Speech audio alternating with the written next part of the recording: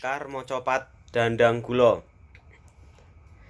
Lamun sira anggeguru kaki, amilya manungsa kang nyata, ingkang becik martabate, sarta kang weruh ing kukum, kang ibadah lan kang ngirangi, syukur oleh wong tapa ingkang wus manungkul.